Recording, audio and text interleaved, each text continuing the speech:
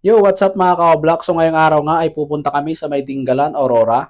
At dito kami dumaan sa may Bulacan. Dire-diretso nga ito hanggang Cabanatuan, papuntang Palayan, Laor, at dire-diretso nga hanggang Gabaldon dito sa may Dingalan. Umabot nga kami rito mga ka-vlog sa 161 km. Alright, let's go!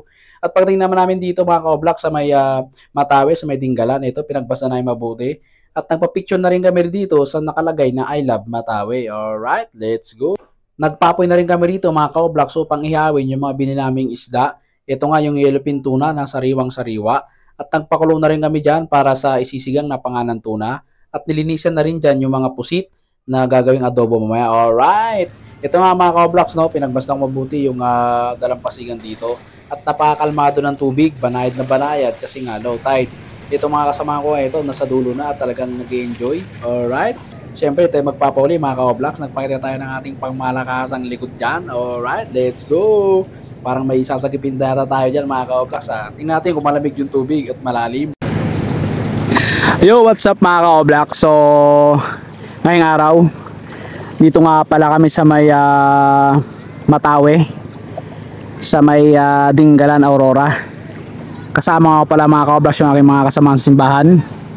At meron kaming fellowship na ginanap nga dito sa Dingalan, Aurora.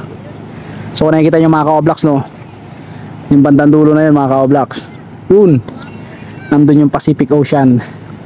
Kaya kung napapansin nyo mga ka-vlogs, no, malayo pa lang, malakas na yung parang breeze yung alon. Pero dito sa medyo malapit, banayad pa lang. So time check, 8 AM pa lang ng umaga. Kaya napakalayo pa nung babaw ng tubig. Siguro mamaya mga 12 PM high tide na ito. So magandang place mga ka-vlogs, no? Ayan, okay, yung aking mga kasama nandun.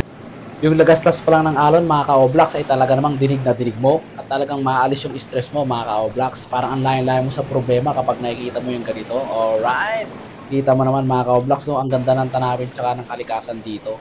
Talagang napakalusog ng lugar na ito mga ka-vlogs.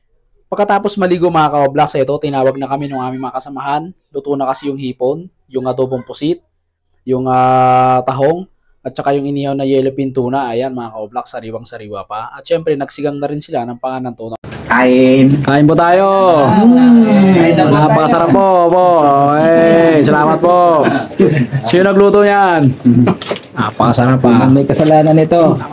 Kain nga kayo nagluto na ako. Sige. Napakasarap talaga. Pagkatapos nga kumain mga ka-vlogs, nagpahinga na kami rito para susunod naming destinasyon doon sa may Batanes of the East. Alright, let's go!